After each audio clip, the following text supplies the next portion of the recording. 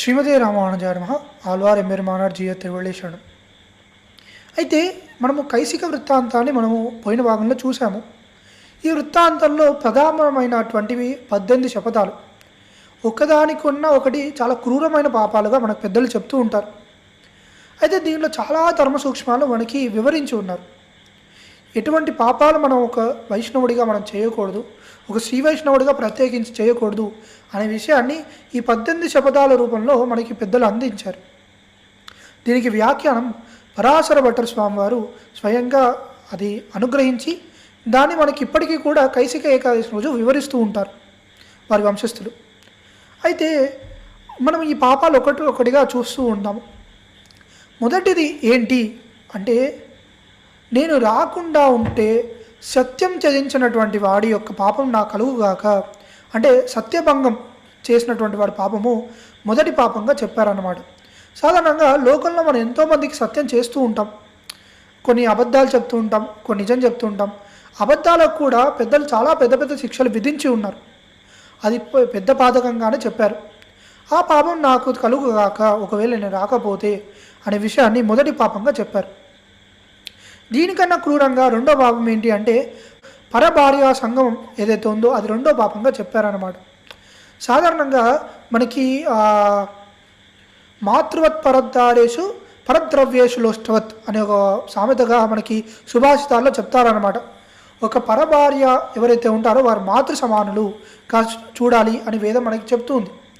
అటువంటి వారి సంగమం ఏదైతే ఉందో అది చాలా మహాపాతకంగా చెప్పారు. దానికి మించిన పాతకం ఇంకొకటి ఏం చెప్పారు అంటే, ఒక పంక్తిలో కూర్చున్న వారి భోజనంకి వడ్డించేటప్పుడు ఒకరికి పాకభేదం చూపించడం అనే ఒక పాతకాన్ని మూడో పాతకంగా చెప్పారు. ఏంటి పాకభేదం అనగా ఏంటంటే, మనకి పంక్తిలో చాలామంది కూర్చొని ఉంటారు. ఒకరికి మనకు నచ్చిన వారు ఉంటారు, కొంతమంది నచ్చని వారు ఉంటారు. నచ్చిన వారికి ఎక్కువగా వడ్డించి లేదంటే వడ్డిస్తూ నచ్చని వారికి కొంచెంగా కానీ తక్కువగా వడ్డించడం కానీ అది చేస్తే ఏంటంటే పాకభేదం అంటారు దీన్ని.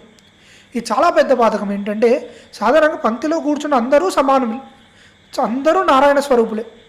వారందరికీ వడ్డించే సమయంలో ఒకరికి ఎక్కువగా చేసి ఒకరికి తక్కువగా చేయడం అనేది పెద్ద పాతకంగా మనకు చెప్తారు.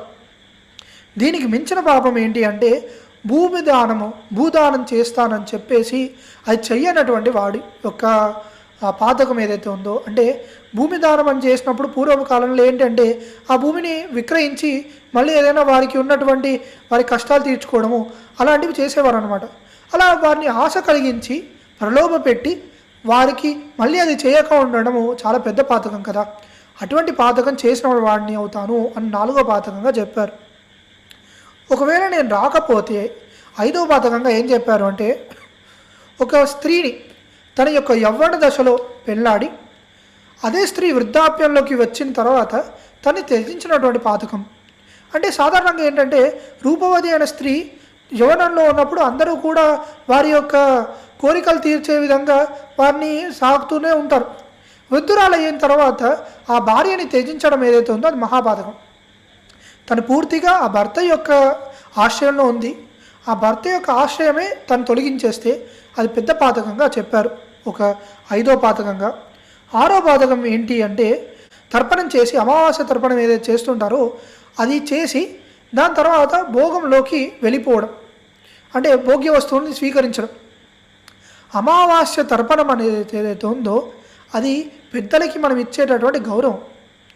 ఆ గౌరవించే ప్రక్రియలో ఏదైతే ఒక రోజున మనము ఆ రోజున కూడా మనము పెద్దలని స్మరించకుండా మన యొక్క కోరికలతో మనం తూగుతూ ఉంటే అది పాతకంగా చెప్పారన్నమాట. ఇది ఆరో పాతకం. ఇలా ఒక్కొక్క పాతకం అలా పెరుగుతూనే ఉంటుంది దాని యొక్క క్రూరత్వం. ముందు పాపం కన్నా పెద్ద దోషంగా చెప్తారు తర్వాత వచ్చే పాతకాన్ని. ఏడో పాతకం వచ్చేసి పరుల అన్నాన్ని తిని వాడికి కృతజ్ఞుడిగా ఉండడం, అంటే కృతజ్ఞత లేని వాడిగా ఉండడం. అంటే సాధారణంగా మనకి ఆకలి తీరేంత వరకు మనం అందరినీ కాళ్ళ వేళ పడతాము, ఆకలి తీరిన తర్వాత వారిని త్యజిస్తూ ఉంటాము. అలా చేయడము మహాపాతకంగా మనకి పెద్దలు చెప్పారు. దీని తర్వాత కన్యాదానం చేస్తాను అని ఒక మాట ఇచ్చి మళ్ళీ దాన్ని తిరిగి మర్చిపోయినటువంటి వాడి యొక్క పాతకాన్ని ఈ 8వ పాతకంగా చెప్పారు మనకు పెద్దలు. అలానే 9వ పాతకం ఏంటి అంటే, ఒక పక్షంలో 2 పక్షాల్లో కూడా షష్ఠి, అష్టమి, అమావాస్య, చతుర్దశి ఈ రోజులలో స్నానం చేయకుండా తిన్నవాడి యొక్క పాతకం కలుగుతుంది. అంటే మిగతా రోజుల్లో తినవచ్చా అంటే తినకూడదు, ఈ రోజుల్లో అస్సలు తినకూడదు అని మనకు పెద్దలు చెప్పిన్నారు. అలానే దానం చేస్తాను అని చెప్పేసి దాన్ని తిరిగినవాడు, ఆ మాటను తప్పించిన వాడు, ఆ దానం చేస్తానని చెప్పి ఆ మాటని తప్పిన వాడి యొక్క పాతకం చుట్టుకోవాలి అని చెప్తున్నారన్నమాట 10వ పాతకంగా. 11వ పాతకం ఏంటి అంటే, మిత్రుడి యొక్క భార్యని సంగమం యొక్క ఉద్దేశంతో తన దగ్గరికి వెళ్ళడం.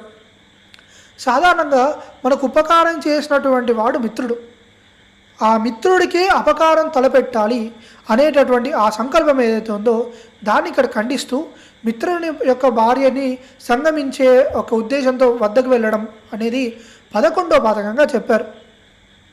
ఇక 12వ పాతకానికి వస్తే, గురు భార్య రాజపత్ని వీరిద్దరి వద్దకి కూడా కామవాంఛలతోటి వెళ్ళడం. వీరిద్దరిని ప్రత్యేకంగా ఎందుకు చెప్పారు అంటే, గురువు అనేవారు పరలోకంలో మన యొక్క స్థితిగతులను చూసేవాడు గురువు. అక్కడ మన యొక్క గురువు బాగుంటే మనకి పరలోకంలో మనకి పెరుమాళంత దగ్గరగా చూస్తూ ఉంటారు. అలానే రాజపత్ని ఏంటంటే, రాజు మనని ఇహలోకంలో మనల్ని సుఖంగా చూస్తూ ఉంటారు. వీరిద్దరి యొక్క భార్యలు మాతృ సమానులు అని చెప్పి శాస్త్రం చెప్తుంది. సాధారణంగా అందరినీ మాతృ సమానంగా చెప్పింది, వీరిద్దరిని ప్రత్యేకంగా కూడా చెప్పారన్నమాట మాతృ సమానంగా. అయితే వీరి వద్దకి కామవాంఛలతోటి దగ్గరికి వెళ్ళడం అనేది మహాపాతకంగా 12వ పాతకంగా మనకు చెప్పారు. ఇలా ఒక పాపాల యొక్క బలం పెరుగుతూనే ఉంది.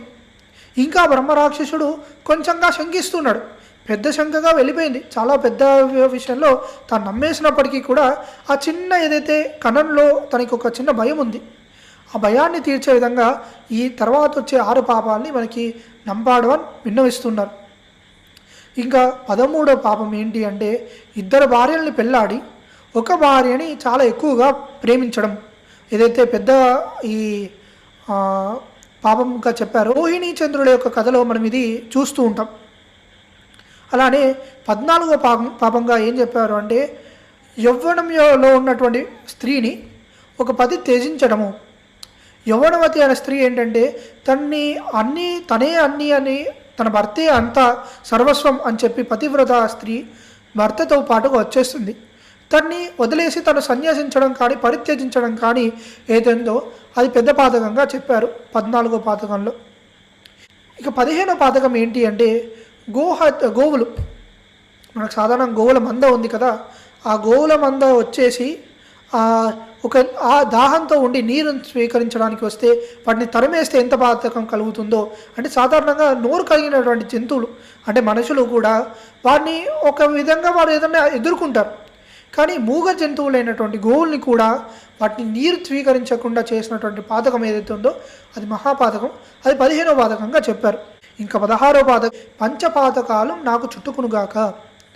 పంచపాతకం అంటే ఏంటి అంటే, బ్రహ్మహత్యా పాతకం, సువర్ణాన్ని దొంగలించేటటువంటి పాతకం, అలానే సురాపానం అనేటువంటి పాతకం, అలానే గురుపత్ని సంగమం అనే పాతకం, లేదంటే వ్రతభంగం అనే పాపం, లేదంటే ఇవన్నిటినీ చూస్తూ ఎవరు కూడా పట్టించుకోకుండా దాన్ని వదిలేసినటువంటి పాతకం, దాన్ని సమర్థించేటటువంటి పాతకం.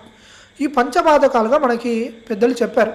ఈ పంచపాతకాల్ని కూడా ఎవరైతే కలిగి ఉన్నారో అటువంటి వాడి పాపం నాకు కలుగుగాక అనే విషయాన్ని ఇక్కడ చెప్పారు మనకి.